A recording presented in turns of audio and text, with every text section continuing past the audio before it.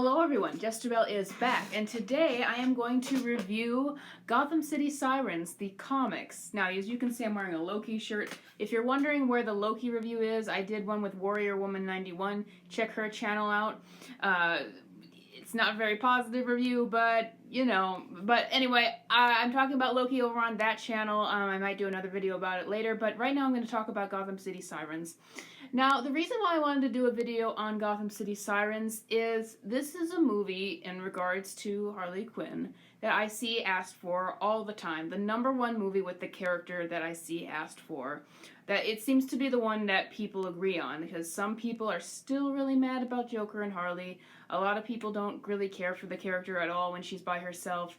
No one wanted the Birds of Prey movie, and frankly, it was funny. I saw a lot of people saying, no, we should support the Birds of Prey movie, because if we support this movie, then we'll get the movie we actually want, Gotham City Sirens, which would just be a remake of the same movie, just done better. The movie we should have gotten in the first place.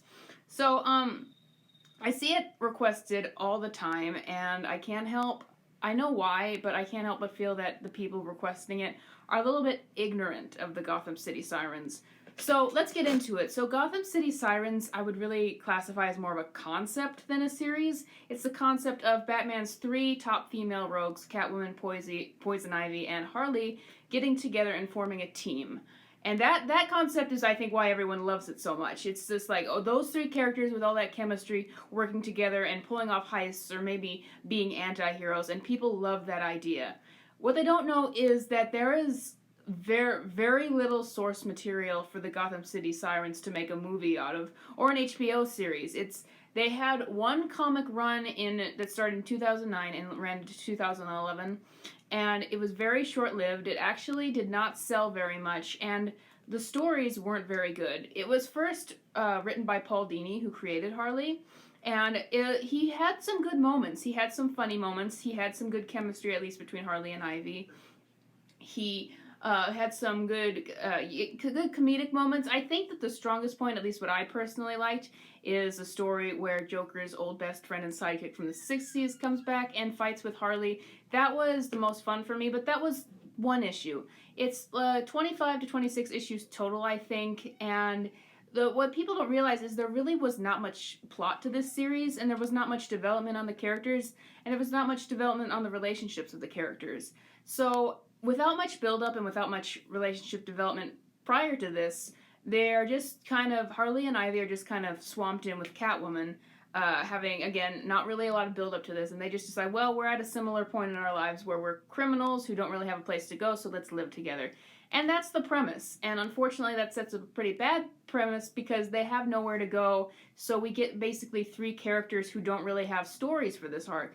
They do little things here and there, just I guess whatever the writer could muster up, but they don't have really any progression, they don't really have anywhere to go, and there's nothing really interesting to develop because they're just kind of at a place where I guess they're all cool with each other. Like, I think that it would be better to build up maybe Harley and Ivy are a team, Catwoman is an outsider as she's been portrayed before, and to do this build-up of how they come together and how they form this band of anti-heroes or villain, whichever you would have it.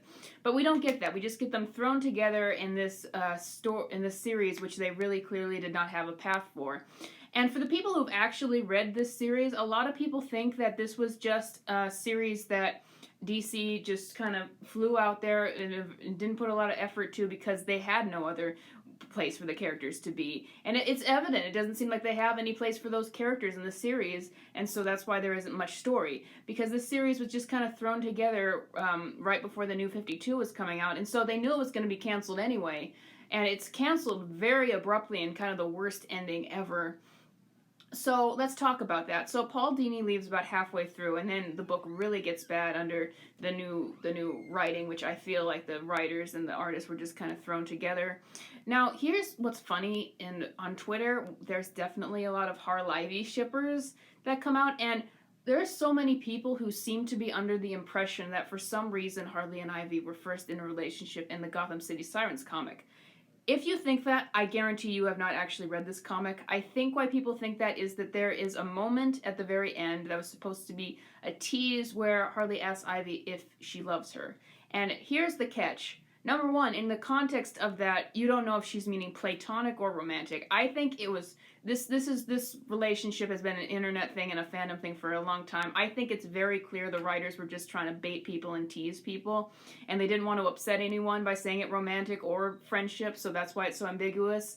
I don't know one person who really has a solid read on what that was supposed to be, because if you actually read it, it's very ambiguous. It very clearly seems to just be a tease for people who are interested in that. But in the bigger context of the series, and this is important, Harley and Ivy are not a thing at all.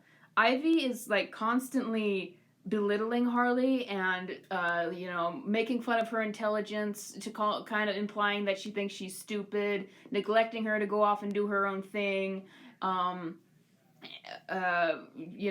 talking down to her because she thinks she's too lazy, talking down to her about her lifestyle in a very mean, condescending way.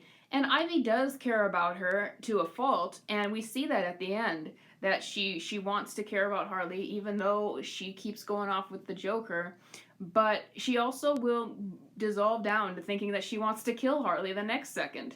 And Harley will do that to Ivy. Harley is like, she hurts Ivy in this over Joker, because she doesn't want anything to come in between her and Joker. And that's important. A lot of people on the internet seem to think that this is the series where Harley first dumps Joker and gets with Ivy. That's not what happens. At the end of the series, Harley abandons the Gotham City Sirens to go with the Joker. She makes it clear that Joker means more to her and they have more of a connection than she does with Catwoman or even Ivy. So no, this is not the Harley-Ivy series, and that's what everyone on Twitter seems to think. They think, oh, we're gonna, a Gotham City Sirens, that would be perfect. We're gonna adapt the romance from the comics. There's no romance there. There's no romance in this series. There's not a lot of good story in this series, and that's bringing up to my point. So we have this comic series. This is the only comic series out there for Gotham City Sirens. They've done very brief things here and there. It doesn't have a story. It doesn't have a good build-up of the characters in terms of their relationships and coming together.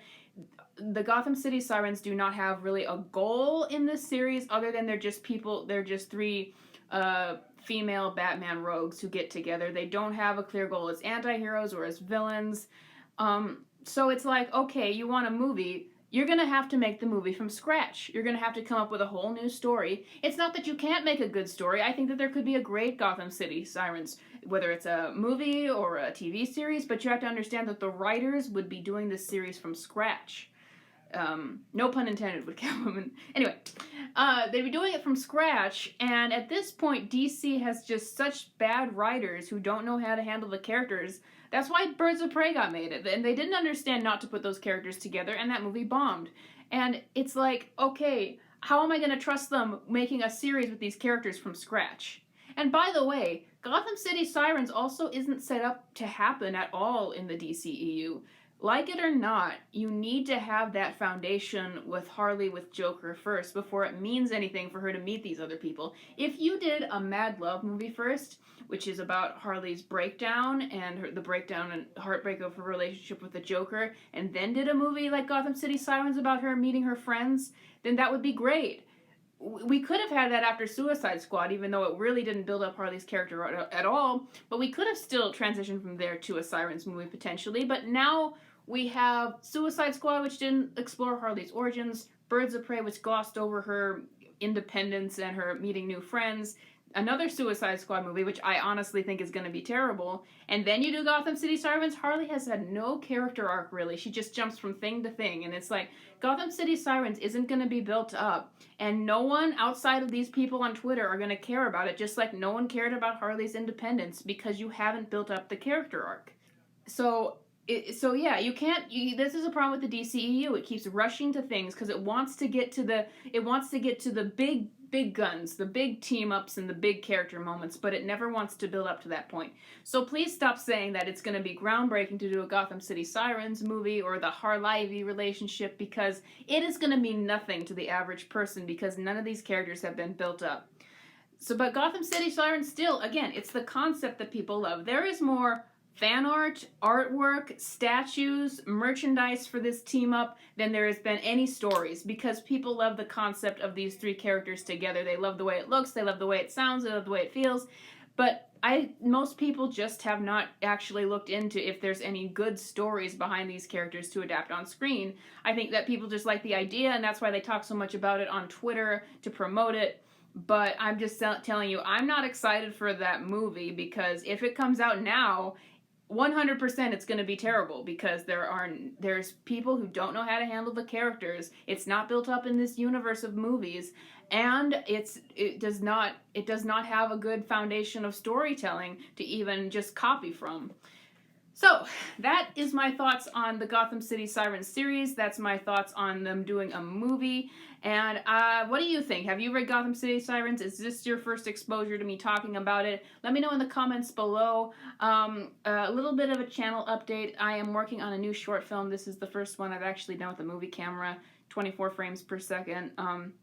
It's not a horror short film, it's a drama short film called Insecurity. If you follow my channel at Jesterbell Films, you'll be able to see some updates on that film. I'm really excited about getting it out to you guys. It's a big project, and I'll have more updates on that in the near future. And I will be doing a collaboration for that short film with Melody from Hopeful Nation, that channel. Check her out, Hopeful Nation. We're going to collaborate together on the short film. So that's all for now. Follow me on Twitter and check the description for links, and I will see you next time.